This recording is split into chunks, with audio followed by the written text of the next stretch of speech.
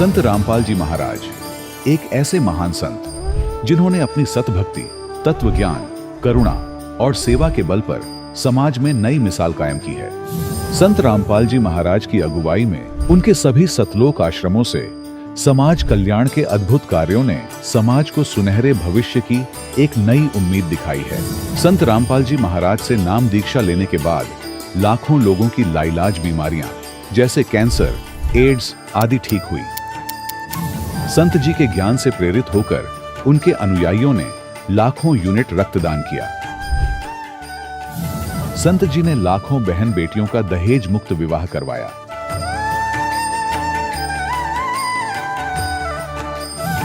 संत जी ने लाखों लोगों का नशा छुड़वाया, करोड़ों उजड़े परिवार बसे। संत जी के आश्रमों में समागम के दौरान निःशुल्क नेत्र चिकित्सा, दंत चिकित्सा प्रदान की जाती है। संत रामपाल जी महाराज द्वारा समय समय पर पर्यावरण संरक्षण के उद्देश्य से बड़े स्तर पर वृक्षारोपण किया जाता है। संत जी ने जरूरतमंदों को तत्काल राहत पहुंचाने के लिए एम्बुलेंस सेवा शुरू की।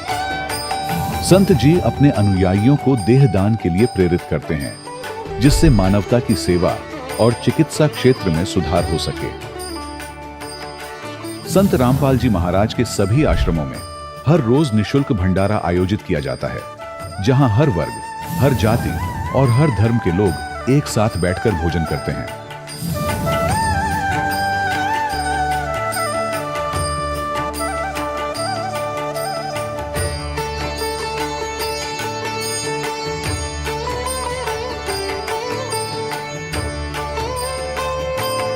संत रामपाल जी महाराज के आश्रम में हजारों बुजुर्गों को सम्मान और प्यार के साथ जीवन जीने का अवसर मिलता है।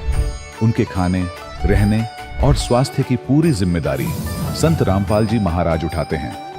अनाथ बच्चों के लिए संत रामपाल जी महाराज के सभी आश्रम किसी वरदान से कम नहीं। यहाँ उन्हें शिक्षा, संस्कार और भविष्य के लिए बेहतर अवसर प्रदान किए जाते हैं। चाहे बाढ़ हो, भूकंप या महामारी, संत रामपाल जी महाराज और उनके अनुयायी हमेशा ही जरूरतमंदों के लिए सबसे आगे खड़े रहते हैं। कोविड महामारी के दौरान संत रामपाल जी महाराज के आश्रमों से करोड़ों लोगों के लिए भोजन, दवाइयां और जीवन रक्षक सामग्रियां उपलब्ध कराई गई। चाहे गरीब की मदद हो या किसी शोषित और पीड़ित वर्ग के हक और सम्मान की लड़ाई, संत रामपाल जी महाराज ने हमेशा ही उनकी दबी आवाज को सरकारों तक पहुंचाया है और उन्हें उचित न्याय दिलवाने में अहम भूमिका अदा की है। समाज में आध्यात्मिक और सामाजिक मूल्यों के प्रति जागरूकता लाने में संत रामपाल जी महाराज हर कदम पर मानवता के सच्चे सेवक साबित हुए हैं। संत रामपाल जी महाराज का जीवन हमें सिखाता है कि सच्ची सेवा वही है जो निस्वार्थ भाव से की जाए। आइए हम भी इस महान सेवा के कार्य में इस महान संत से जुड़ें और संत रामपाल जी महाराज से नाम दीक्षा लेकर अपने जीवन को धन्य बनाएं।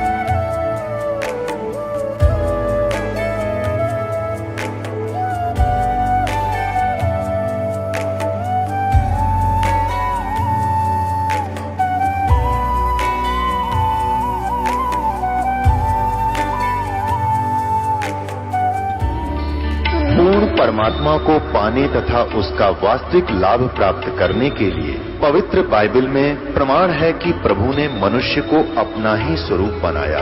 6 दिन में सृष्टि रचकर 7वें दिन विश्राम किया। कुरान शरीफ में प्रमाण है कि हजरत मोहम्मद को खुदा स्वयं कह रहे हैं कि मैंने तुम्हें उस परमात्मा की महिमा बताने के लिए भेजा है। वो परमात्मा कबीर है जिसने 6 दिन में सृष्टि रची तथा 7वें दिन तख्त पर जा विराजा। उसकी खबर किसी बाखबर से पूछकर तो देखो। कृपया अवश्य सुनिए जगत गुरु तत्वदर्शी संत रामपाल जी महाराज के अमृत वचन। आज के तेजी से बदलते युग में इंसान ने अपनी क्षमताओं को अनेक क्षेत्रों में सिद्ध कर दिया है। फिर भी भौतिक, शारीरिक और आध्यात्मिक संतुष्टि की प्राप्ति अभी भी एक चुनौती बनी हुई है। आज हम आपको एक ऐसी साधक का अनुभव सुनाने जा रहे हैं जिनके जीवन में अनेकों समस्याओं के पहाड़ खड़ी डीडीहे थे। ये हैं सुमन, जिनके जीवन में गृह क्लेश, शारीरिक समस्याएं और पति का शराब पीना जैसी गंभीर समस्याएं थीं। सुमन ने अपने जीवन में दुखों के निवारण के लिए अनेकों प्रयास किए। उन्होंने दुर्गा मां की भक्ति की और भागवत का पाठ भी किया, लेकिन उन्हें कोई राहत नहीं मिली।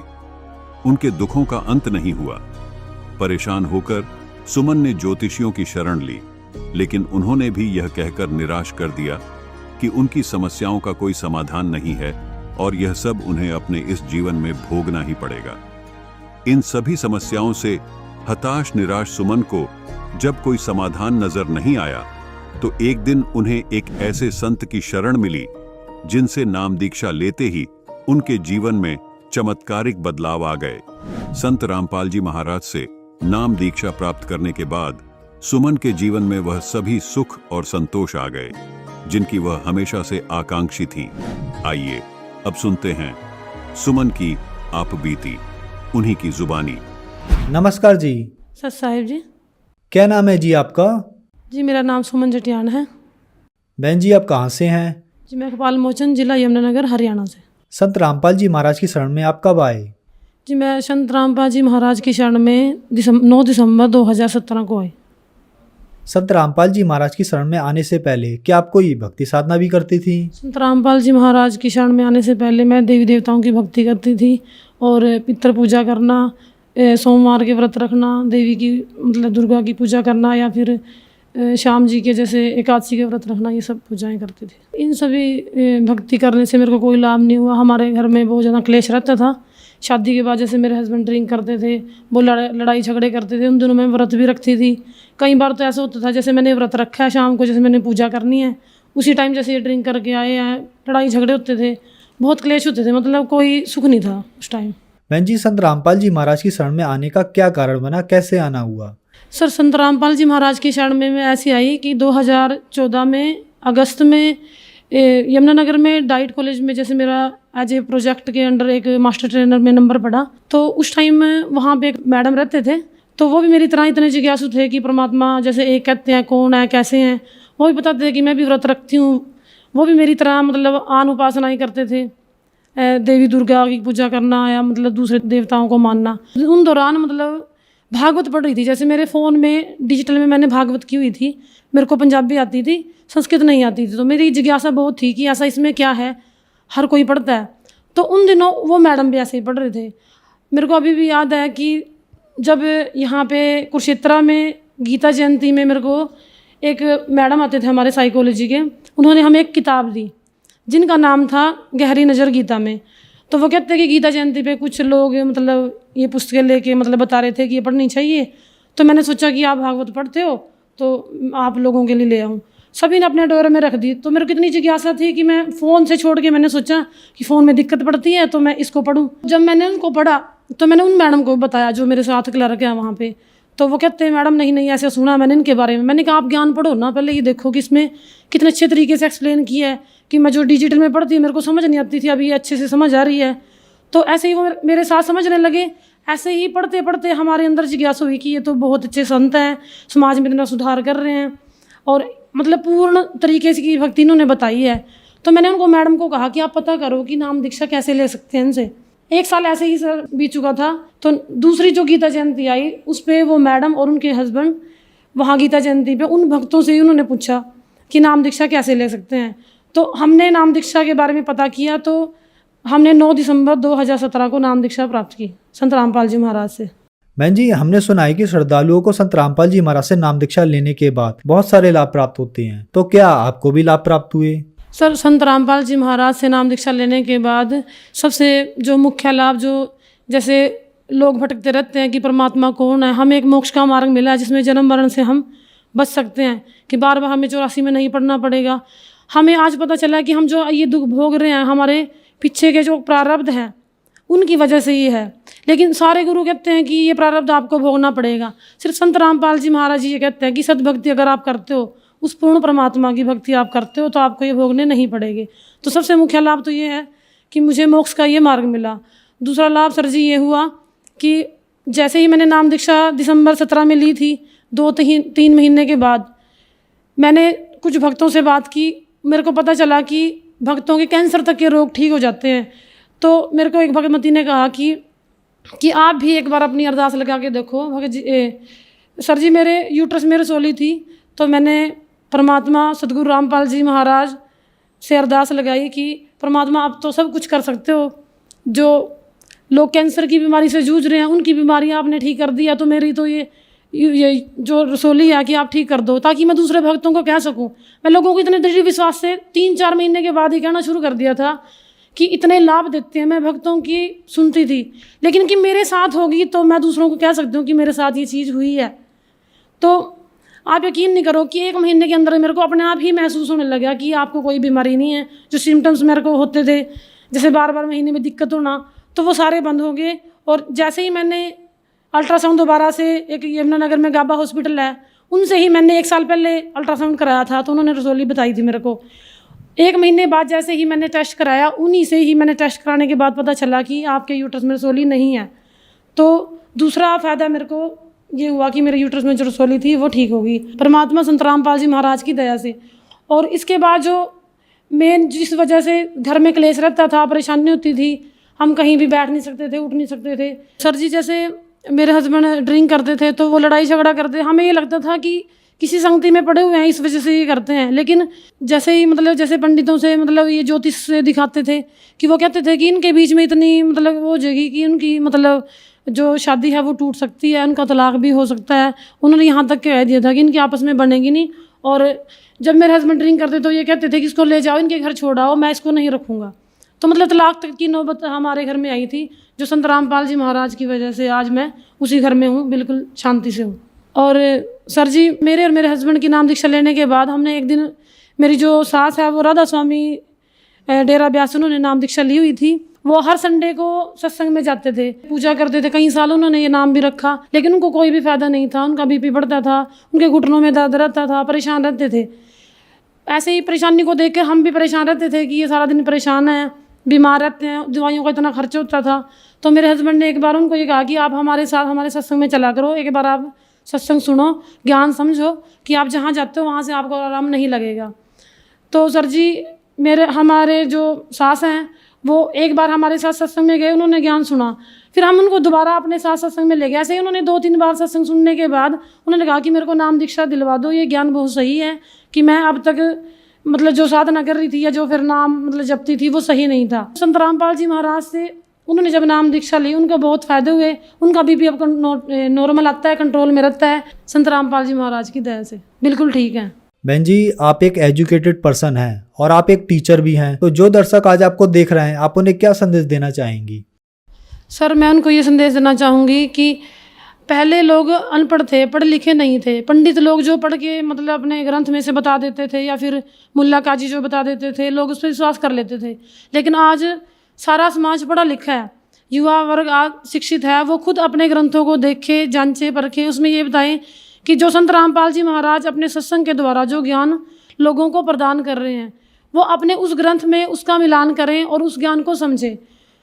आप देख रहे हैं कि हमारे जो भारत नहीं विश्व में भी काफ़ी लोग संत रामपाल जी के ज्ञान को सुनने के बाद उनके नाम को ग्रहण कर रहे हैं। डिजिटल में भी कई पुस्तक सेवाओं के ऑर्डर आते हैं कि लोग पढ़ते हैं, किताबें मंगाते हैं। किताब पढ़ने के बाद, किसी को सत्संग सुनने के बाद या फिर टीवी पर जो चैनल आते हैं वो सुनने के बाद लोग बहुत ज़्यादा जुड़ रहे हैं, जिनको आर्थिक, मानसिक और शारीरिक काफ़ी लाभ हो रहे हैं। तो मैं जो पढ़ा लिखा समाज है उनसे यही प्रार्थना करना चाहूँगी कि एक बार संत रामपाल जी महाराज के सत्संग सुने, उनके ज्ञान को समझे। ऐसा ना हो अपना इतना कीमती जो जीवन है उसको ऐसे ही व्यर्थ कर दे। हम पढ़ लिख के इतने चालाक हो जाते हैं कि हम ये सोचते हैं कि जो ज्ञान है वो मेरे अंदर ही है, कोई दूसरा हमें समझा नहीं सकता। या फिर ये कहते हैं कि हमें तो गुरु बनाने की ज़रूरत नहीं है।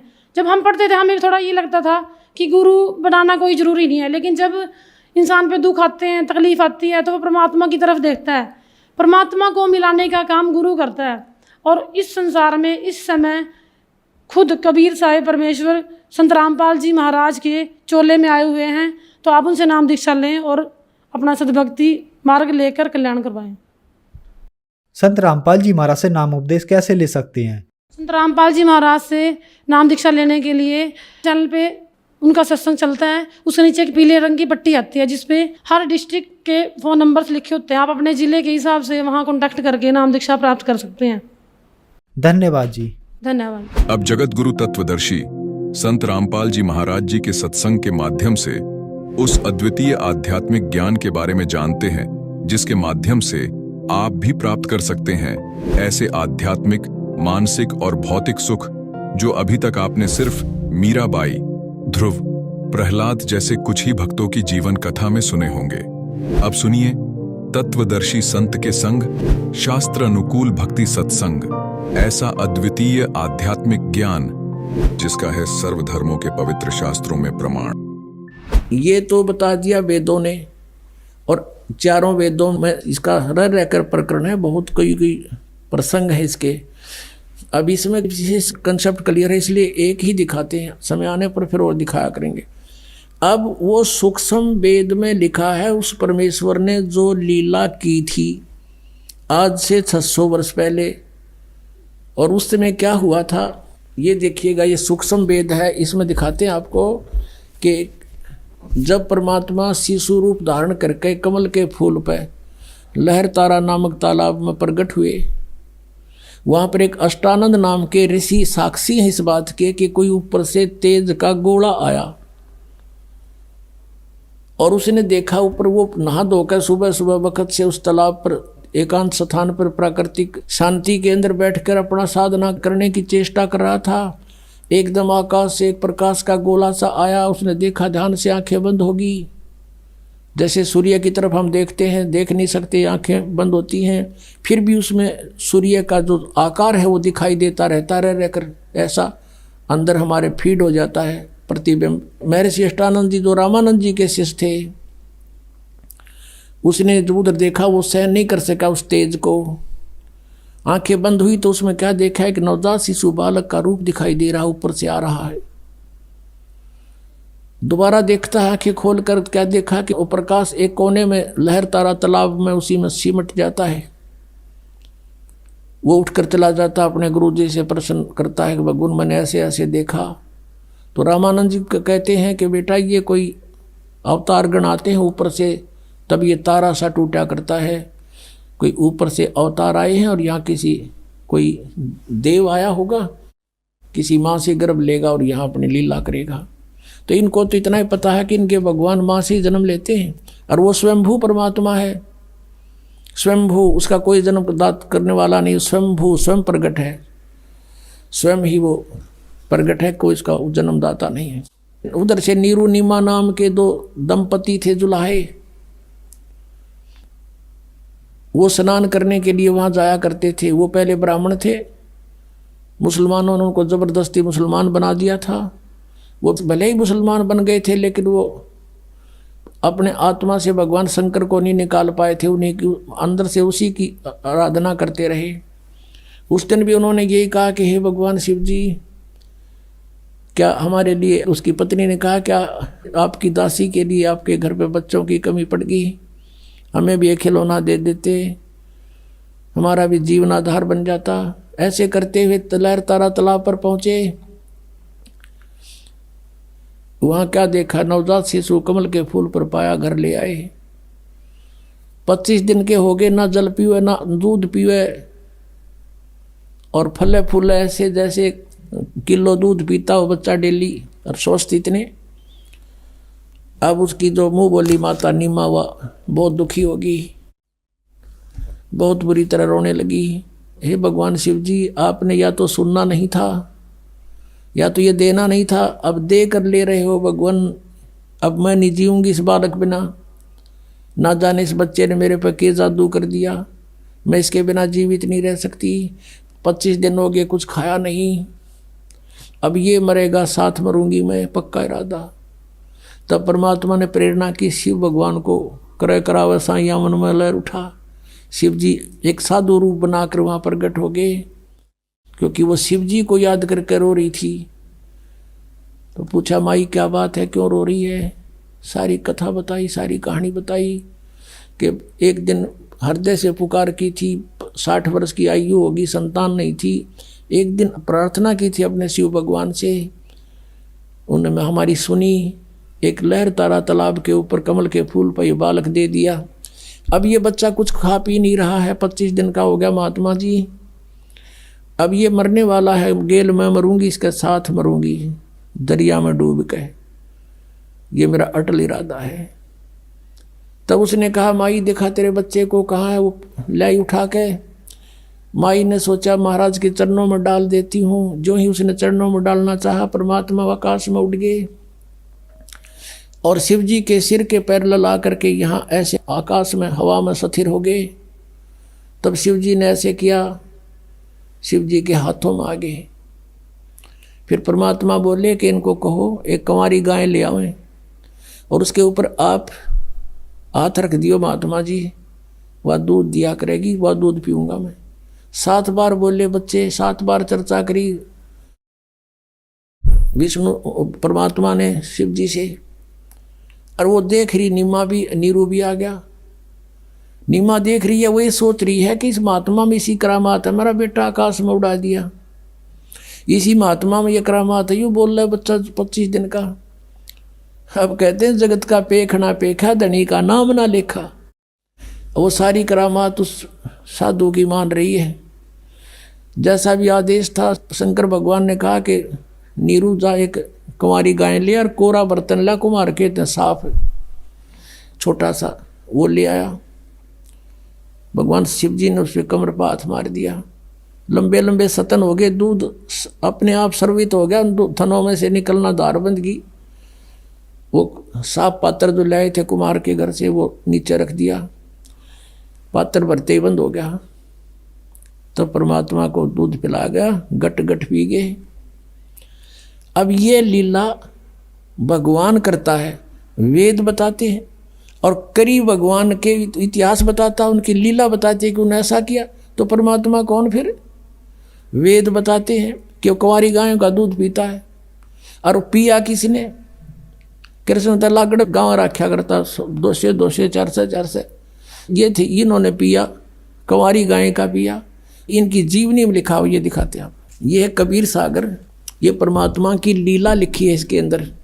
ये 5वां वेद है, सूक्ष्म वेद, खेमरा श्री कृष्ण दास प्रकाशन बम्बई, ये वहाँ से प्रकाशित है। यहाँ प्रथम खंड कबीर पंथी भारत पथिक स्वामी युगलानंद बिहारी द्वारा परिष्कृत, यानी कबीर पंथियों का लिखा हुआ। दास ने अपनी तरफ से नहीं लिखा कुछ भी इसमें, किसी में। मुद्रक एवं प्रकाशक हैं खेमरा श्री कृष्ण दास, अध्यक्ष श्री वेंकटेश्वर प्रेस, खेमरा श्री कृष्ण दास मार्ग बम्बई, इतने। अब इस पे लिखा है ज्ञान सागर में, ये देखिएगा ज्ञान सागर के 74 पृष्ठ पे, ये 74 पृष्ठ है। इसमें कहते हैं, सुन जुल्हा बन भयो आनंदा, जिमी चकोर पायो निश्चंदा। जैसे रात में चकोर पक्षी ने चांद दीख जा, कहते ऐसे बच्चा मिला तो इतनी खुशी हुई। ले सुत चले हर्ष मन कीना, तासो पुन अस बोल ही दीना। सुत काशी को ले चले, लोग देखते आम, अन्न पानी बख्शे नहीं, जुल्हा शोक जनाब। अब कुछ नहीं खावे, बालक लेकर आगे। तब जुल्हा मन कीन दीवाना, रामानंद सो कही उत्पाना। जैसे कोई बच्चे गड़बड़ हो जाए तो साधु संतों के पास जाके पूछते हैं, हमारा बच्चा बहुत दूध नहीं पीता, कारण बताओ भगवान। महाराज जी, तो मैं सुत पायो बड़ा गुणवंता, कारण कौन बखे नहीं संता। रामानंद से कहा कि महाराज जी, हमारे बेटा बच्चा कुछ खा पी नहीं रहा, एक बालक मिला है मुझे कमल के फूल पर। रामानंद ध्यान तब धारा, जुल्हा सो तब वचन उचारा। पूर्व जन्म तुम ब्राह्मण जाति, हरि सेवा की नी भली बाती। कुछ तुम सेवा हरि की चूका, ता तो भय जुल्ह का रूपा। प्रीति प्रभु गई तो लीना, ताते उद्यान में सुत तो दीना। तेरी प्रीति को सुनकर भगवान ने जंगल में तुझे पुत्र दिया। हे प्रभु जस कीन तस पायो, आर्त हो तो दर्शन आयो। अब नीरू कह रहा है कि मेरे साथ तो जो बनी सो बनी, पर और दुख हो गया। सो कहिए उपाय गुसाई, बालक अक्सु दावंत कुछ खाई। भूखा बेटा बच्चा कुछ खाओ, ऐसा व्यवस्था करो। रामानंद अस युक्ति उचारा, तुम सुत कोई ज्ञानी अवतारा। तुम्हारा पुत्र जो है कोई विद्वान पुरुष है। बछिया जाही बैल नहीं लागा, और सोले ठाड करो तेही आगा। एक बछिया ले आओ जिसको बैल ना लग गया हो, यानी अनटच्ड कंवारी गाय बछिया ले आओ। और दूध चले ते ही थनते दूध धरो छिपाई, अक्षुतावंत जब होवे ता कहें देव खवाई। अब जुल्हा एक बछिया ले आवा, और चलो दूत कोई मरम न पावा। चलो दूत जुल्हा हरसाना, राख छिपाई काहू नहीं जाना। अब ये है ना चला दूत, ये दूत कौन था? ये भगवान शंकर थे। अब इसकी पुष्टि पुण्यात्मा कबीर सागर परमेश्वर का विधान 5वां वेद और उनकी जीवनी है। इसमें उस परमेश्वर ने आज की जो ये पिछली पीढ़ी की पहले जानकारी दी थी, और उसमें क्या कहा था? काल की और परमात्मा की तपस्या के ऊपर वार्ता हुई थी। तो काल ने कहा था कि 3 युगों में जीव कम ले जाना, और चौथा युग जब कलयुग आवे तब तब शरण जीव बहु जावे, और ऐसा वचन हर मोह दीजिए तब गवन संसार ही कीजिए। जो परमात्मा से कहा था कि 3 युगों में जीव थोड़े ले जाना, भगवान आप आए हो यहाँ जीव लेने के लिए, और चौथे युग कलयुग में कितने ही ले जाना। जब परमात्मा ने कहा ठीक है तथास्तु। एक वचन और लिया था भगवान से कि परमात्मा जो आपका ज्ञान माने आपका, और मेरे ज्ञान पर आधारित रहे नकली ज्ञान पर, तो मेरा उसको ना ले जाना। परमात्मा बोले वो तो मेरा काम का को नहीं। तो जब सारी परमात्मा ने स्वीकृति दे दी, जब काल ने कहा था कि बेशक जा नीचे, तेरी कोई नहीं मानेगा, कलयुग में ऐसा कर दूंगा, नरे पंथ नरे मजहब बना दूंगा बहुत बहुत, और 12 नकली पंथ तेरे नाम ते, कबीर पंथ, सतलोक, सचखंड और अनेक पंथ में चलाऊं, इस जीवों को भरमाऊं, और देवल देव मंदिर पुजवाऊं, और या विद जीवों को भरमाऊं। जीव न माने कहा तुम्हारा, और बेशक जा तू ज्ञानी संसारा। फिर तुम्हारा जीव कहा नहीं मानेंगे। अब 12 पंथ चला दूंगा, कबीर कबीर पंथी ये नरे, ये सारे 12 पंथों में आते नकलियों में, और पंथ अनेक चलाऊं, ये राधा स्वामी पंथ, ये अनेक पंथा में आगे, ये सब काल प्रेरणा काल के चलाए हुए पंथ है। 3 ही की थोड़ी सी यहाँ एक और कंसेप्ट क्लियर करते हैं कि जो इस कबीर सागर में कबीर पंथियों ने अज्ञानतावश कुछ कटिंग कर दी, कुछ मिलावट कर दी, अपने अनुसार थोड़ा बहुत इन्होंने गड़बड़ की है, लेकिन फिर भी ये सच्चाई को छुपा नहीं सके। इस मालिक को पता था कि 600 साल में कुछ गड़बड़ी काल करवा देगा, काल के दूत कबीरपंथी होंगे।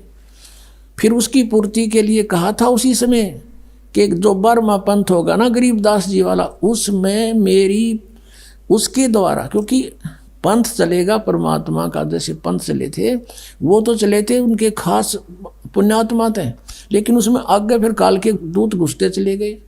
तो 12वां पंथ जो गरीबदास जी का होगा, उसमें मेरी महिमा की वाणी फिर से प्रकट होगी, और वो जो मिलावट कर दी गई है या कोई जिसका जिसी समझ में आई उसने काट कर अपने हिसाब से लिख ली, कुछ एक स्थानों पर, सारी नहीं, तो उसकी पूर्ति उस वाणी से होगी जो गरीबदास जी बोलेगा।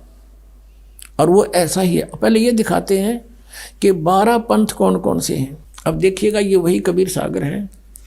ये देखिएगा कबीर वाणी, एक अध्याय है इसमें कबीर वाणी, और ये 136 पृष्ठ पे है ये। अब नीचे देखेगा 12 पंथ चलो सो भेद, यानी 12 पंथ काल फुरमाना, और भूले जीव न जाए ठिकाना है।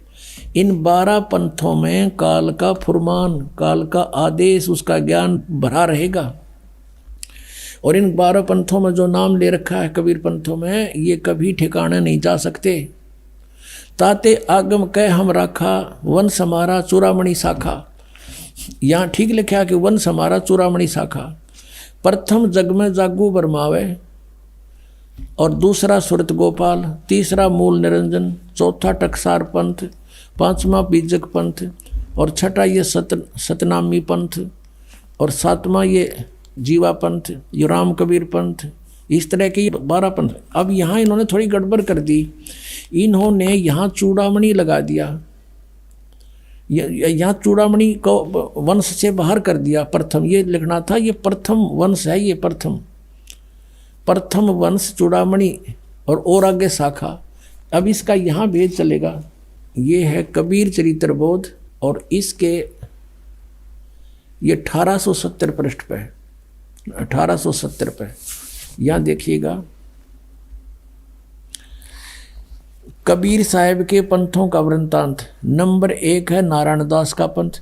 यहाँ इन्होंने ये नारायण दास पंथ गलत लिख दिया, क्योंकि नारायण दास तो कति कबीर से विमुख, कबीर जी से विमुख था, उसने तो ये स्वीकार ही नहीं किया था। यहाँ लिखना था प्रथम चूड़ामणि का पंथ, और दूसरा याज्ञोदास, तीसरा सूरत गोपाल, चौथा मूल निरंजन, पांचवा टकसारी पंथ, और छठा भगवान दास का पंथ, सतनामी सातवां, आठवां कमाली पंथ, ये कमाल का पंथ, कमालिये, ये कमालिये लिखना था। राम कबीर पंथ 9वां, परमधाम की वाणी 10वां, और 11वां जीवा पंथ, और 12वां गरीबदास पंथ। ये गरीबदास छुड़ानी वाले, उनका 12वां पंथ है ये। अब यहाँ क्लियर लिखा है, और आगे देखो इनकी वाणी में फिर कैसे लिखा है। अब इससे ये समझ में आओगी ये कहाँ बोले हैं। अब हम आ जाते हैं कबीर वाणी बोध सागर। कबीर वाणी 136 पृष्ठ पे है। द्वादश पंथ चलो सो भेद। अब द्वादश पंथ काल फुरमाना, भूले जीव न जाए ठिकाना, ये कबीर परमेश्वर की वाणी है। और ताते आगम कह हम व्याख्या, हमने भविष्य की बात बता दी तेरे को धर्मदास। और वंश हमारा, ये प्रथम लिखना था, प्रथम हमारा चूड़ामणि शाखा, ये चूड़ामणि है प्रथम शाखा हमारी। यह उन्होंने वहाँ प्रथम लिख दिया, इन्होंने जग्गू लिख दिया दूसरा, ये प्रथम ये लिख होना चाहिए था, प्रथम ने जग्गू लिख दिया, जबकि यहाँ लिखना चाहिए था प्रथम, ये चूड़ामणि को प्रथम लिखना चाहिए था जब पूरे होंगे 12। फिर भी हम इनकी जो अज्ञानता इन्होंने की है स्पष्ट है। ताते आगम कह हम राख्या, वंश हमारा चूड़ामणि शाखा, ये प्रथम समझो। अब प्रथम जागू, जैसे आपने देखा था यहाँ पर, क्योंकि ये पैरेलल चलेगा, जब समझ में आओगी, बहुत उलझा हुआ है। प्रथम नारायण दास लिखा है ना, यहाँ लिखना था ये चूड़ामणि, और दूसरा जागू दास जागू, और तीसरा सूरत गोपाल, चौथा मूल निरंजन, टकसार का पंथ। अब ये याद रह जाएंगे आपके, दोबारा फिर दिखाऊंगा यहाँ पर। अब हम कबीर वाणी कबीर बोध सागर में आगे 136 पृष्ठ पे। ये प्रथम जागू लिख दिया इन्होंने, ये दूसरा जागू होना चाहिए था, और तीसरा सूरत गोपाल मूल निरंजन की, वही नो के नो, वहाँ क्लियर लिखा हुआ टकसार का भेद, ये बीजक पंथ, जीवा का पंथ बोले इसने। फिर है छठवां है सतनामी, फिर राम कबीर पंथ, ये ज्ञानी पंथ 10वां, और 11वां ये भेद परम धाम की वाणी, ये परम धाम की वाणी जो पंथ है ये 10वां है, ये 11वां, ये 10वां लिखा। अब 12वां संवत 1775 हुई, ये मिसप्रिंट हो रहा है यहाँ पर, संवत 1775 है, नहीं है 74 होना चाहिए। संवत 1774 में गरीबदास जी का जन्म है, और ये 12वां पंथ गरीबदास पंथ है। संवत 1774 और सन 1717 में गरीबदास जी का जन्म हुआ था। और ता दिन प्रेम प्रगटे जग सोई, यानी गरीबदास जी के बाद कबीर साहब की फिर से महिमा हुई थोड़ी थोड़ी। आगे देखा, आज्ञा रहे ब्रह्म बोध लावे, कोली चमार सब के घर खावे, साख हमारी लेस जीव समझावे, असंख्यों जन्म ठोर नहीं पावे। ये 12वें पंथ प्रगट है वाणी, ये 12वें पंथ के विषय में बता रहे हैं कि मेरी महिमा की वाणी प्रगट फेर होएगी। 12वें पंथ, 12वां पंथ है गरीबदास पंथ। फिर देख लीजिए, ये है कबीर चरित्र बोध में, और 1870 पे है कबीर साहब के 12 पंथों का, ये 12वां पंथ गरीबदास पंथ है। अब 12वें पंथ का हम फिर आगे यहाँ पर 136-37 पर बोध सागर में और कबीर वाणी चैप्टर पे है। 12वें पंथ प्रगट हुआ वाणी, हवे हवे होता ही हो। वर में पंथ प्रगट हुआ वाणी और शब्द हमारे का निर्णय ठानी। गरीबदास जी के द्वारा मेरी महिमा की वाणी, मेरी यथार्थ ज्ञान फिर से प्रकट करवाऊंगा। परमेश्वर कबीर जी ने गरीबदास जी में सारा ज्ञान फीड कर दिया, उन्होंने फिर बोला और लिपिबद्ध किया गया। अब कहते हैं वर में पंथ प्रगट हुआ वाणी, शब्द हमारे की निर्णय ठानी। हमारी वाणी को समझने की चेष्टा करेंगे गरीबदासी पंथ वाले, लेकिन समझ नहीं सकेंगे। अस्थिर घर का मर्म ना पावे, ये 12 पंथ हम ही को ध्यावे। अब गरीबदास पंथ तक भी परमात्मा ने बैन लगा दिया कि ये पार नहीं हो सकते। फिर कहते हैं वर में पंथ हम ही चल आवे। ओए होए, गरीबदास वाले पंथ में कहते आगे चल के हम ही आवेंगे और सब पंथ मिटा एक ही पंथ चलावें। क्लियर हो गया कि वर में पंथ में मेरी महिमा की वाणी प्रकट होगी, जो थोड़ी बहुत गड़बड़ कर गए हैं वो फिर सुचारू करवा दूंगा। और वर में पंथ में हम ही आवेंगे। अब परमात्मा नहीं आए तो इस दास को भेज दिया अपने को, लेकिन शक्ति उन्हीं की काम कर रही है। और सब पंथ मिटा एक ही पंथ चलावें। अब देख लेना कुछ दिनों में इस विश्व में एक ही पंथ रहेगा, एक ही भक्ति का मार्ग रहेगा। अब फिर क्या कहते हैं कि प्रथम चरण कलयुग निराणा, तब मगर मांडो मैदाना। धर्मराय से मांडो बाजी, तब धर बोधो पंडित काजी। अब कहते हैं प्रथम चरण जो होगा, 3 चरण बताए हैं, एक प्रथम, एक लास्ट और ये मध्य का। तो प्रथम कलयुग में वहां से शुरू हुआ, परमात्मा मगर से सह शरीर गए थे, लाखों लोगों के व्यक्तियों के उपस्थिति में, ये प्रथम चरण था। अब यहाँ से समझ में आओगी कि वर में पंथ में मेरी वाणी प्रकट होगी, सही ज्ञान उससे मिलेगा। अब यहाँ कहते 5505 तब ये शब्द होगा साचा। ओए कहते 5505 वर्ष जब कलयुग बीत जाएगा, तब ये मेरी बात सच्ची होगी जो आज मैं बता रहा हूँ तेरे को, कि हम प्रगट होंगे, सब ज्ञान सब पंथों को मिटा के एक पंथ चला देंगे। धर्मदास मोरी लाख दुहाई, ये मूल शब्द बार ना जाई, ये बार है। और पवित्र ज्ञान तुम जग में भाखो, मूल ज्ञान तुम गुप्त राखो। मूल ज्ञान जो बाहर पढ़ी, ये बिचली पीढ़ी वंश हंस नहीं तरही। 33 अरब ज्ञान हम बाख्या, और मूल ज्ञान हमने गुप्त ही राख्या। गोय माने गुप्त। मूल ज्ञान तुम तब तक छिपाई, जब लग 12 पंथ बिटाई। अब ये 12 पंथों का विनाश हो जाएगा, क्योंकि उनके पास भक्ति का कुछ नहीं, उनकी विधि का पता। अब सच्चाई अब हम प्रकट करेंगे। अब यहाँ देखिएगा, ये कबीर बोध कबीर वाणी हम पढ़ रहे हैं, इसमें और कंसेप्ट क्लियर कर दिया। 134 पृष्ठ पे यहाँ लिखा है कि वंश प्रकार, प्रथम वंश उत्तम। ये चूड़ामणि जी हैं, ये प्रथम वंश तो उत्तम। दूसरा वंश अहंकारी, वो जागू। और तीसरा वंश प्रचंड। चौथा वंश बिरहे। 5वां वंश यह निंद्रा। और 6ठा वंश उदास। 7वां वंश ज्ञान चतुराई।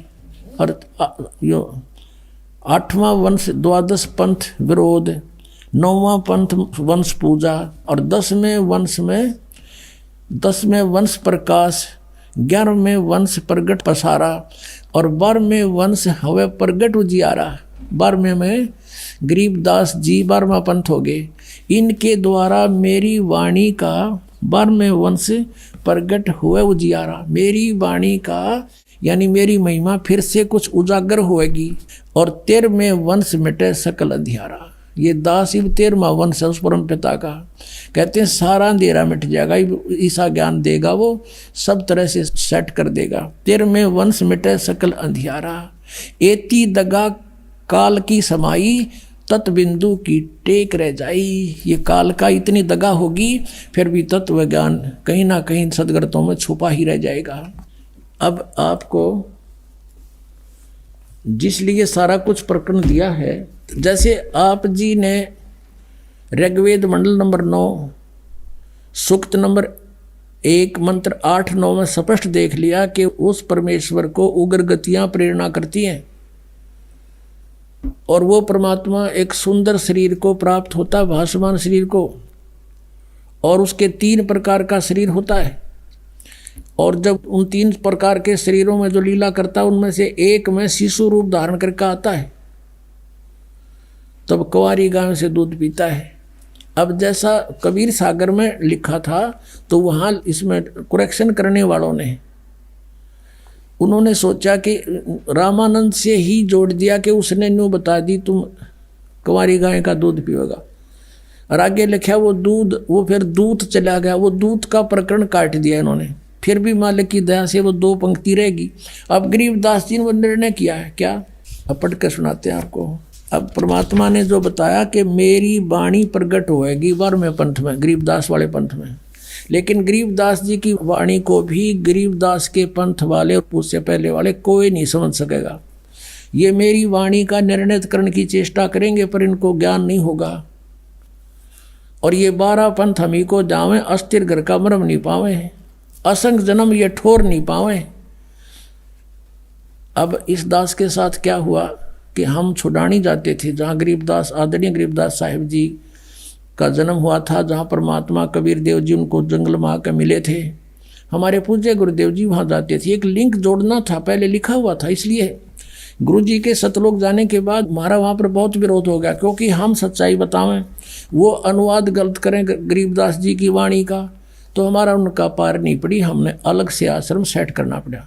फिर वो इतने विरोधी हो गए कि हमारे साथ हमारी बताने कितनी उन्होंने अफवाहें फैलानी शुरू कर दी, वो गुंडा है, बदमाश है, झूठा है, न्यू है, तो वो कांड करवा दिया करो था कुछ ये, और दूसरे पंथी लाग डियारिया समाज वाले जो उनकी पोल खोल दी, दास ने सच्चाई बता गए, तो सब ने मिलकर ये पंगा पा दिया। लेकिन भगवान का साथ जिसके साथ है उसका कोई कुछ नहीं बिगाड़ सकता। पहले से 1000 गुना आगे बढ़ गया हमारा पंथ, पूरे विश्व में चला गया परमात्मा का ज्ञान, क्योंकि परमात्मा का चलाया हुआ है। और इसमें जो बाधा करता है भगवान के मार्ग में, वो तो अंधा गधा है। हिरण्यकशिपु अंधा गधा था, छाती तोड़वा के मान्या, कहते हरणा कुछ छाती तोड़वाई और ब्राह्मण बाणा कर्म कसाई, आचार्य को आवर जुल्म इसे करें, तो वो कहते हैं इसे ये पापी कहते हैं हरणा कुछ छाती तोड़वाई और ब्राह्मण बाणा और कर्म कसाई, वो तो भगत को आवे और कर्म अपने बेटे ने भी मारे अभिमान के बस। तो कहने का भाव ये है कि ये आचार्य को आवे और गुरु और अपने शिष्यन पर मित करें, झूठ बोला, हम तो प्रमाण दिखाते हैं, और जो तुमने लिखा है वो रूबरू कराते हैं, पता झूठ क्या कहाँ बोल दी मैंने, मत लिखा हुआ दिखाता हूँ, आपके गुरु ने ये लिख रखा है और वेद ये बता रहे हैं, बता झूठ कब बोल गया, मन तो फुर्सत है कोई ना झूठ बोलने की, टाइम है कोई नहीं, कोई सारी ये साची दरी भगवान ने लिख रखी। अब गरीबदास जी की वाणी में पारक का अंग है, एक चैप्टर है पारक का अंग, उसमें बहुत निर्णायक ज्ञान दिया है। क्या लिखा है, शिव उतरे शिवपुरी से अवगत बदन विनोदी, मैं के कमल खुशी बहे लिया ईस को गोदी।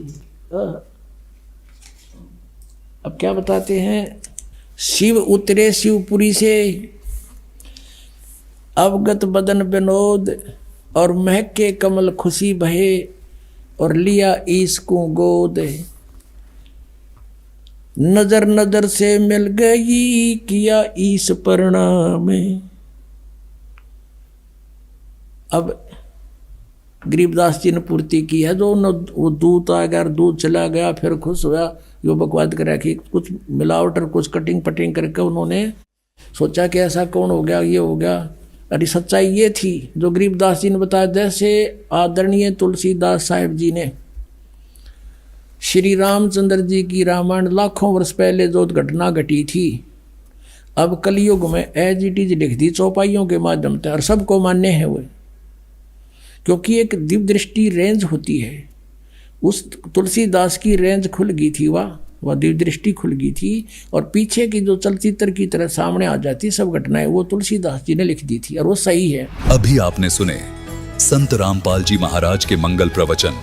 आइए अब सुनते हैं संत रामपाल जी महाराज से नाम दीक्षा लेकर सतभक्ति करके अद्भुत लाभ प्राप्त करने वाले अनुयायी के विचार। दर्शकों, सच्चा साधक जो परमेश्वर प्राप्ति की चाह में भटक रहा होता है, उसके दिमाग में कोई न कोई आध्यात्मिक सवाल बना ही रहता है। ऐसे ही सवाल पठानकोट पंजाब के रहने वाले अश्विनी कुमार जी अपने पिताजी से पूछते रहते थे कि ये ब्रह्मांड कैसे बना, ये दुनिया कैसे बनी। हमें बनाने वाला सर्वोच्च परमात्मा कौन है। 1978 से ही इनके घर में मां दुर्गा अष्टांगी का मंदिर था, जिसमें स्वयं इनके पिताजी गद्दी लगाया करते थे। परंतु देवी दुर्गा को सर्वश्रेष्ठ मानने वाले अश्विनी जी अपने जीवन काल में हताश तब हुए जब उन्होंने अपने पिताजी को खो दिया, और जिसके बाद इनके पिताजी उनकी बहन के अंदर प्रेतवत प्रवेश हो गए। लेकिन भगवान प्राप्ति की लगन ने उन्हें आस्तिकता से जोड़े रखा और इन्होंने टीवी पर सत्संग देखने प्रारंभ किए, जिसमें एक दिन इन्हें जगत गुरु तत्वदर्शी संत रामपाल जी महाराज का अनमोल सत्संग सुनने को मिला, और उसमें मिले इन्हें हर उस आध्यात्मिक सवाल के जवाब जो ये जानना चाहते थे। फिर उन्होंने संत रामपाल जी से नाम दीक्षा ली, जिसके बाद इन्हें संपूर्ण आध्यात्मिक लाभ हुआ, आर्थिक स्थिति सुधरी, नशे से निजात मिली और साथ ही साथ मोक्ष का मार्ग भी प्राप्त हुआ। अब सुनिए अश्विनी कुमार जी के मुख से उनकी परमात्मा की खोज की कहानी। सर नमस्कार। नमस्कार जी। क्या नाम है जी आपका? मेरा नाम है जी अश्विनी कुमार शर्मा। अश्विनी जी कहाँ से आए हैं आप? मैं पठानकोट पंजाब से हूँ जी।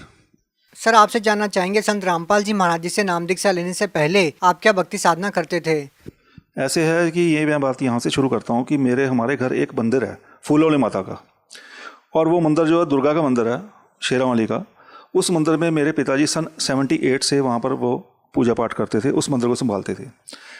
और उस मंदिर को जो है वो इतनी देर से संभाल रहे थे, और उस समय मेरी जो उम्र थी उस समय 5 साल की थी, 11 साल की थी।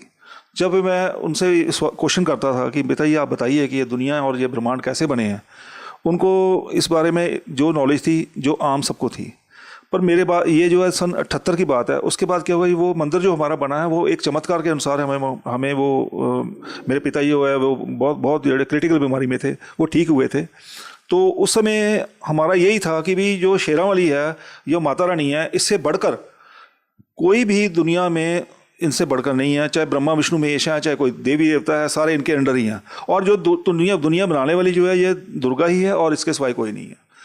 पर जब 2005 में मेरे पिताजी की डेथ हो गई, और उसके डेथ के चौथे दिन जब हम अस्थि लेने जाते हैं, उठाने जाते हैं, उस समय क्या हुआ कि अस्थि उठाने के जब हम हरिद्वार जाते हैं, जैसे सब जाते हैं, आम संसार भी सब जाता है, तो उस समय क्या हुआ कि अस्थि कलश जब हमने अस्थियां लेने गए, उसके बाद जब आए हैं तो आते हुए मेरे पिताजी का जो है, मेरी सिस्टर है, मेरी बहन है छोटी, मेरे से 9 साल छोटी है, उसमें वो प्रवेश कर गए। प्रवेश करने के बाद वही बातें करते थे जिनको मेरी सिस्टर ने कभी आज तक देखा नहीं, कभी उनके साथ मिली नहीं, उनको भी वो नाम लेके बुलाती थी जैसे मेरे पिताजी बुलाते थे। हमें कंफर्म हो गया कि ये पिताजी हैं हमारे। उन पिताजी बीच में उनके जब आए हैं तो उन्होंने आके वो बातें की हैं जो मेरे एक शौक थी, मेरे लिए एक बड़ी शौक वाली बात थी। एक तो उन्होंने कहा, बेटा हमारे पल्ले कुछ नहीं रहा, हमारे पास कुछ नहीं है, आध्यात्मिक कमाई कोई नहीं है हमारे पास। दूसरी बात उन्होंने कही, बेटा हमें ये नहीं समझ लग रही है कि हम कहाँ जाएँ। 13 दिन रहे उस मेरी जो बहन सिस्टर में, 13 दिन के लिए। तीसरी ये कहते हैं कि हमें एक टाइम लेके आए हैं, टाइम फ्रेम लेके आए, इस टाइम फ्रेम में हमने अपने काम जो रुके हुए करने हैं, उसके बाद हमने चले जाना है। अब ये तीनों चीज़ें मेरे लिए शौक थी कि भी इतनी भक्ति करने के बाद सारी उम्र इन्होंने दे दी, सन 78 से लेकर 2005 तक सारी अपनी एक ज़िंदगी सारी एक दे दी है। हमने भी सारी उम्र इनको दुर्गा को समझा, माता रानी को सबसे बड़ा समझा। और माता रानी ने हमारे साथ किया क्या है, झटके से एक झटके से उनकी मृत्यु हो गई। मृत्यु होने के 5वें दिन वो मेरी सिस्टर में प्रवेश होकर बोल रहे हैं कि हमारे कुछ भी नहीं, हमारे पल्ले सब अंधेरा अंधेरा नज़र आ रहा है, आगे कहाँ जाऊँ मुझे नहीं पता। अब ये क्वेश्चन मेरे लिए एक बहुत बड़ी बात थी, क्योंकि आम जो खोज करने वाला बंदा होगा कोई, या खोजी होगा, उसके लिए तो बहुत बड़ी बात है। उसके बाद क्या हुआ कि जब पिताजी ने 13 दिन उसमें रहे, और उन्होंने एक तो बात की, हमारी भक्ति माई ख़त्म हो गई, हमारे पास कुछ नहीं है। कोई तो हमारे पास हमारे पैर को हाथ लगा के भक्ति माई ले जाता है, कोई क्या करता है कि किसी को हम आप आशीर्वाद दे देते हैं। तो मेरे पास अभी पल्ले कुछ नहीं रहा, हमारे पल्ले। मैंने उनसे फिर क्वेश्चन किया कि मुझे ऐसा आप बताओ कि आप उधर की बताओ जहाँ से आप आए हो, अभी डेथ के बाद जहाँ पर आप होके आए हो, जो क्या क्या देखा आपने, मुझे वो चीज़ें बताओ, ऊपर की चीज़ें बताओ, स्वर्ग की, नर्क की, जो भी है, जैसे भी है बताओ। उन्होंने आंखें बंद करके कुछ नहीं बताया। तो मैंने कहा कि मुझे तो वो ज्ञान चाहिए जिसमें क्या है कि सब कुछ पता हो मुझे, कि देवी देवते क्या हैं, कुरान शरीफ अलग से, ये मुस्लिम धर्म क्या है, ये धर्म भी सारे पता होना चाहिए, और देवी देवते सारे पता होना चाहिए। मुझे उस भगवान का भी पता होना चाहिए कि जो भगवान जिसने सबको बनाया है, और वो शक्ति भी पता होनी चाहिए जिस शक्ति से चलता है। क्या वो माता रानी है, क्या वो दुर्गा ही है कि कोई और है।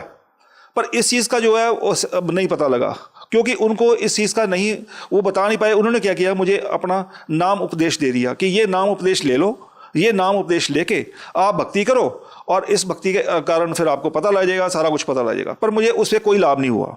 मैंने क्या किया, मेरे पास कोई सोर्स नहीं था। मैंने ये मन में बैठान ली कि अगर तो या तो मेरे पिताजी से बराबर कोई होगा, वो इस क्वेश्चंस का आंसर सबका देगा, इस प्रश्नों का सारा आंसर देगा। और दूसरी बात कि या तो उनसे बड़ा होगा, वो देगा। इसी खोज के कारण मैंने जितने भी सत्संग टीवी पे आते हैं, चाहे वो सुधांशु जी महाराज के आते हैं, चाहे आसाराम जी के आते हैं, चाहे वो मुरारी बापू जी के आते हैं, चाहे वो किसी भी धर्मगुरु के आते हैं, मैं देखना शुरू कर दिया। और मैंने क्वेश्चन सेट कर लिए कि ये क्वेश्चनों का आंसर जो दे देगा वो या तो मेरे पिताजी से बड़ा होगा या वो मेरे पिताजी के बराबर होगा। तो ये क्वेश्चन का आंसर किसी ने नहीं मुझे दिया। सर, हम आपसे ये जानना चाहते हैं कि आप इतनी सारी भक्ति साधनाएं करते थे, आप बता रहे हैं कि आपके पिताजी कठिन साधना करते थे, आपके पिताजी चमत्कार करते थे, आपके पिताजी के बराबर आप किसे मानते नहीं थे। आपका मानना था कि अगर आपके पिताजी के बराबर कोई मिले और उनसे आगे की कोई बात बताने वाला मिले तो आप उसको मानो। तो ये जो आपकी आध्यात्मिक खोज थी वो कैसे पूरी हुई? ऐसे है कि मेरे यहाँ छोटा सा बिजनेस करता हूँ, मेरी छोटी सी दुकान है। उस दुकान के सामने एक लड़का रहता है, वो मोबाइल का काम करता है। उससे मैं सत्संग लिया, हर सत्संग लेता था। कभी मैं राधा स्वामी का, कभी मैं निरंकारी धर्म का, ऐसे सत्संग। एक बार उन्होंने मुझे दे दिया संत रामपाल जी महाराज का। अब वो ऑडियो थे सारे सत्संग, वो ऑडियो सत्संग जब मैंने सुना तो उसमें मुझे सबसे, क्योंकि मैं मानता था दुर्गा को, मैं मानता था शेरावाली को। अब क्या है कि मुझे सबसे ज़्यादा शौक लगा जब उन्होंने ऐसे क्वेश्चन का, ऐसी चीज़ें बतानी शुरू कर दी कि दुर्गा जो है माता रानी का, जो दुर्गा का पति है, और शेरावाली जो है ये ब्रह्मा विष्णु इनके बच्चे हैं। अब ये दोनों चीज़ें जो थी मेरे गले नहीं उतर रही थी, क्योंकि मेरे पिछला ज्ञान जो मेरे गले में फंसा हुआ था या मेरे चढ़ा हुआ था वो रंग नहीं देना था। और इतने चमत्कार देखे थे, ये मानने के मेरा मन मानने को नहीं हुआ। फिर मैंने इस बात के ऊपर पूरी खोज करनी शुरू की। मैं इनका सारा ज्ञान देखूंगा और इनसे जाकर बात करूंगा कि आप देवी देवताओं की इनकी क्यों बुराई करते हैं, ऐसे क्यों उनको बोलते हैं कि ये ब्रह्मा विष्णु महेश है, इनका जन्म मृत्यु होती है, दुर्गा जो है इनकी माता है, काल इनका पति है, ऐसी बातें ये करते हैं, ये क्यों करते हैं। इनसे सिर्फ मैंने एक क्वेश्चनिंग करने के लिए तैयारी करने लगा कि मैं इनके सत्संग देखने के बाद वो सारी चीज़ें इकट्ठी करूंगा और इनके पास जाके इनसे बात करूंगा। हुआ क्या, इसी दौरान जब 2005 में पिता चल गए, 2011 में मेरी माता ही चले गए, और उसके बाद जब 2013 में मुझे सत्संग मिला ना, 7 महीने लगातार 14 घंटे पढ़ाई करके संत रामपाल जी महाराज के जो सत्संग थे उनको मैंने सुनता था और लिखता था। लिखने के बाद वो जो पेज बताते थे कि ये गीता का यहाँ से ये श्लोक नंबर ये है, जो वेद में लिखा है, वेद में ऋग्वेद में यहाँ पर ये लिखा है, कुरान शरीफ में ये लिखा है, या बाइबल में यहाँ लिखा है, तो वो सारे छानबीन शुरू कर दी मैंने और बुक्स मंगानी शुरू कर दी। जहाँ जहाँ से मुझे सोर्स मिला मैंने सारा चेक किया इनका। तो क्या हुआ, 7 महीने 14 घंटे पढ़ाई करने का ये नतीजा हुआ मेरा। मुझे आज परमात्मा ने ये बता दिया कि तेरे पिताजी डेथ के बाद कहाँ बैठे हैं, और ये भी बता दिया कि तेरी माँ भी कहाँ बैठी है, अभी उसकी गति नहीं हुई, वो यहीं पर घूम रहे हैं। क्या कारण मानते हैं उनकी गति नहीं हुई, उनका मोक्ष नहीं हुआ? देखिए, सबसे बड़ी बात तो यह है कि आम समाज ये बात चमत्कार को नहीं समझेगा। मेरे लिए तो बहुत बड़ा चमत्कार था कि मुझे ये पता लग गया कि मेरे पिताजी कहाँ बैठे हैं या मेरी मम्मी कहाँ बैठी है।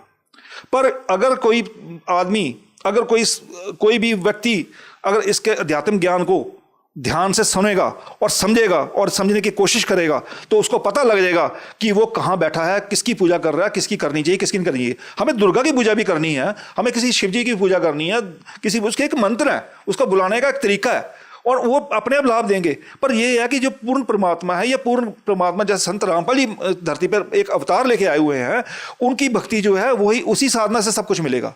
उसी से पता लगेगा हमें कि हम कहाँ बैठे हैं, किसकी पूजा करनी चाहिए, किसकी नहीं करनी चाहिए।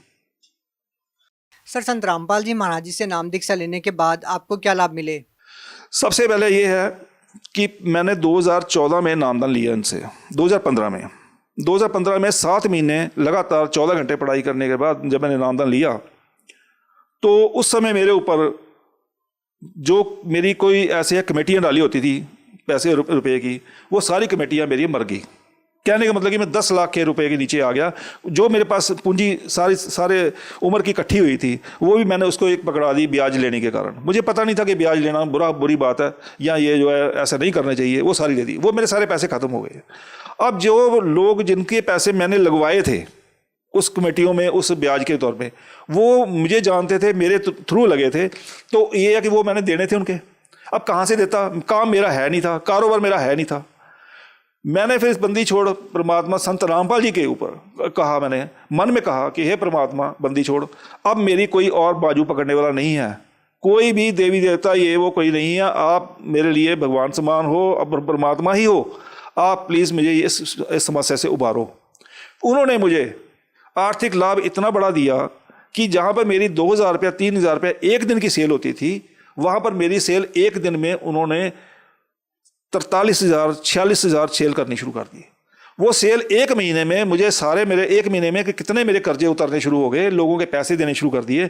आज मुझे उनके नामधन लिए तो हो गया, मुझे उनके कर्जे देने के बावजूद भी आज मैंने प्लॉट भी ले लिया, आज मैंने अपना और चीज़ें 5-10 लाख रुपए जोड़ भी लिया। तो 3-4 साल में लोग कहते हैं मंदी है, लोग कहते हैं कि इस जो पूरा विश्व है मंदी की ग्रस्त में है। तो मुझे परमात्मा ने ऐसे चमत्कार दिए हैं कि मुझे अगर 100 रुपये मैं जेब में होता, 100 रुपये खर्चता हूँ, तो बाद में 100 रुपये फिर बचता है। अब ये कैसे बचता है, ये संत रामपाल जी महाराज जानते हैं। संत रामपाल महाराज जो है उनकी दया से सब कुछ हो रहा है, उन्होंने ही बताया। सर ये तो रही आर्थिक लाभ की बात। आपसे जानना चाहेंगे कि जैसे कि कई लोगों को भूत प्रेत की समस्याएं होती है, कोई नशे से ग्रस्त होता है, बहुत सारी समस्याओं से लोग घिरे होते हैं, क्या इस प्रकार के कोई लाभ भी आपको मिले हैं? देखिए, मैं तो शुरू से नशा करता नहीं था, क्योंकि हमारे घर मंदिर है, तो शुरू से हमारे वहाँ पर बैन है, हम तो लहसुन प्याज भी नहीं खाते थे, तो मीट तो दूर की बात है। तो ये जो नशे की जो लत है, ये आदमी को उस समय छोड़ती है जब उसको ये पता लगता है कि इस ज्ञान, अगर मैं नशे की लत अगर मैं नशा करूँगा तो मुझे क्या उसके ऊपर जो मुझे क्या दुख मिलेगा, क्या परेशानी मिलेगी। भगत समाज को क्या संदेश देना चाहेंगे? भगत समाज को ये संदेश देना चाहूँगा कि अगर किसी को आर्थिक परेशानी है, जैसे मुझे थी, अगर वो ठीक करनी चाहता है तो वो किसी और की शरण में जाने की ज़रूरत ही नहीं है। क्या आपके अनुसार वही लोग जो आर्थिक लाभ चाहते हैं वही संत रामपाल जी महाराज जी की शरण में आए? देखिए, आर्थिक, सामाजिक, शारीरिक किसी भी तरीके की कोई परेशानी किसी को है तो मोक्ष कैसे होगा सर? मोक्ष जो है वो एक अलग बात है। आम समाज जो है, क्या संत रामपाल जी महाराज जी की भक्ति करने से मोक्ष भी मिलेगा? जी ये 100% बात है जी। मोक्ष जो है, मोक्ष कहते हैं छुटकारा। छुटकारा किससे छुटकारा? मृत्यु तो हर किसी की होनी है, मृत्यु के बाद कहते हैं सब लोग कहते हैं छुटकारा हो गया, पर एक्चुअल में जब ज्ञान समझ लगेगा तो पता लगेगा कि उसके बाद छुटकारा नहीं होता। उसके बाद आगे 84 लाख योनियाँ शुरू हो जाती हैं। 84 लाख योनियाँ 43,20,000 साल में कंप्लीट होती हैं, जिसमें एक मनुष्य की जोनी जो है 60-70 साल की जो बड़ी दुखदाई है, तो बाकी जीवों के क्या हाल है।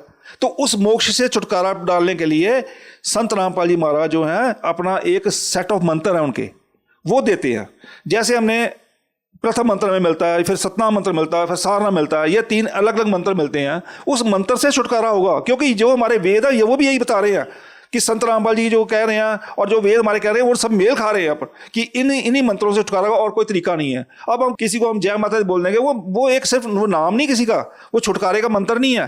किसी देवी देव की भक्ति करनी है, शिव की भक्ति करनी है हमने, या किसी भक्ति, उसका नाम है, उसको बुलाने का नाम है, उससे भक्ति होगी। वो भक्ति भी इकट्ठी होगी, संचित होगी। जब भक्ति संचित होगी तो पाप कर्म कम होंगे। जब पाप कर्म होंगे, हमारा बैड अकाउंट खत्म होगा, तभी तो हम मोक्ष पाएंगे।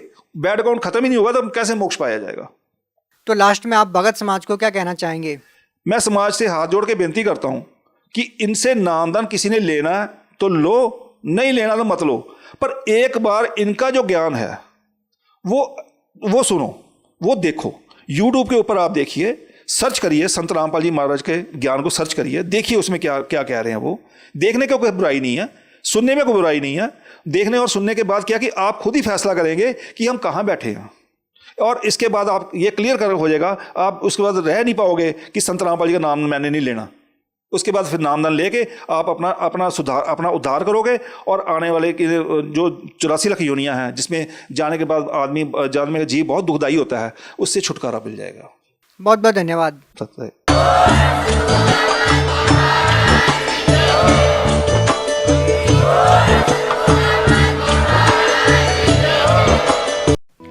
आप सुन रहे थे जगत गुरु तत्वदर्शी संत रामपाल जी महाराज के मंगल प्रवचन। अधिक जानकारी के लिए संपर्क करें।